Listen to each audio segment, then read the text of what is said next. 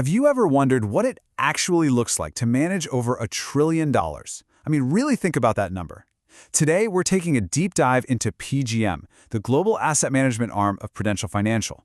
We're going to break down its incredible scale, its really interesting structure, and its unique strategy for navigating the market.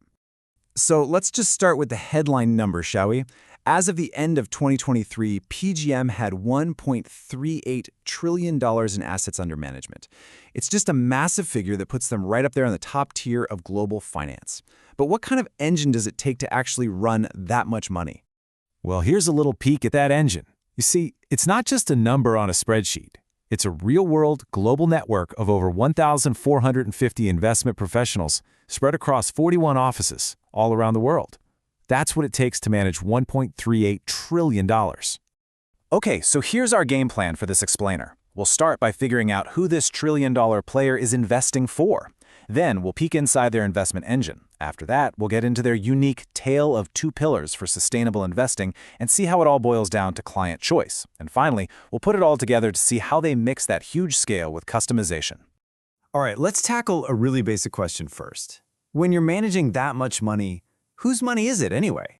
So the client base really breaks down into three main buckets. The biggest piece of the pie, at $620 billion, is what they call third-party institutional money. Think pension funds, big endowments. Then you've got $384 billion from their parent company, Prudential, and another $317 billion from retail investors like you and me. The big takeaway here? Institutional clients are absolutely their bread and butter. So how in the world do you organize an operation to invest almost $1.4 trillion? Well, the answer isn't some single giant approach. It's actually a pretty specialized multi-part engine. Now, if you look at where they put the money, one thing just jumps right out at you: the absolute dominance of public fixed income. We're talking $832 billion. That is the core of their entire portfolio.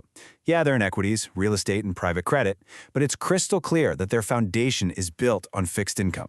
And they don't just throw one giant team at all these different assets. No. Instead, PGIM works more like a collection of specialized boutiques.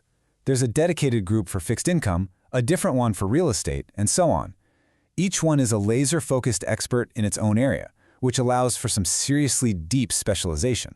And just look at the scale of these groups. The fixed income team alone is managing $837 billion. Janus & Associates handles $211 billion in active equity, and PGIM Real Estate is running $206 billion. This multi-manager structure is really the secret sauce to how they can have such deep expertise at such a massive scale. All right, now we get to the real heart of PGIM's modern philosophy, especially when it comes to a topic that can be pretty polarizing: ESG, or environmental, social, and governance investing. They frame their entire approach around what they call a tale of two pillars. So the very first pillar is something called ESG integration, and the two most important words there are economically material. This isn't about promoting certain values, it's about protecting value. For instance, it's about thinking, what's the risk of water scarcity for this beverage company? It's a totally pragmatic risk management tool. So think of it this way. Pillar 1, that ESG integration piece, that's the default setting. It's their standard risk management. Pillar 2, on the other hand, is completely optional. It's the custom order for clients who specifically want to invest based on their values or to achieve a certain real-world impact. And that distinction brings us to our next section, which is really key to understanding how they operate. For PGIM, these deeper, sustainable investing strategies are not a default setting at all. It's an explicit choice made by the client. And you don't have to take my word for it. Their own report makes it crystal clear. Additional ESG capabilities are applied when explicitly requested by the client. This puts the control for any value-based investing squarely in the client's court, not the asset managers. So how widespread is that first pillar, the one that's just about managing risk? The answer is 89%. That means for nearly 90% of all their assets, those economically material ESG factors are being considered as part of the standard process. That risk analysis is happening across a huge chunk of their portfolio. But, and this is a really crucial point, for that 89% of assets, ESG is just one piece of the puzzle. An analyst might look at a company's labor practices right next to its balance sheet and its market share. The ESG factor might get outweighed by other financial stuff. It is never the sole deciding factor. And this quote pretty much says it all. This is their official stance. They are not focused on ESG/sustainability above any other investment consideration.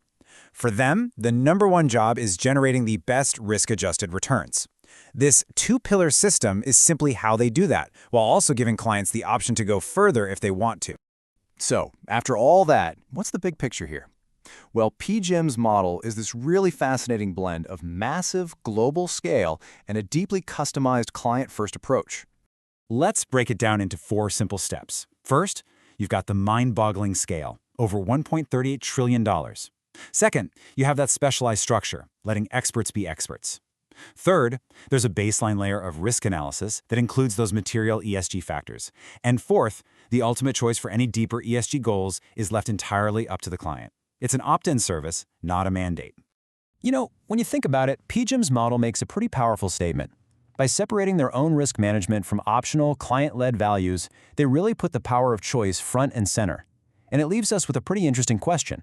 For an investor managing this much of the world's capital, is providing that ultimate choice the ultimate form of responsibility?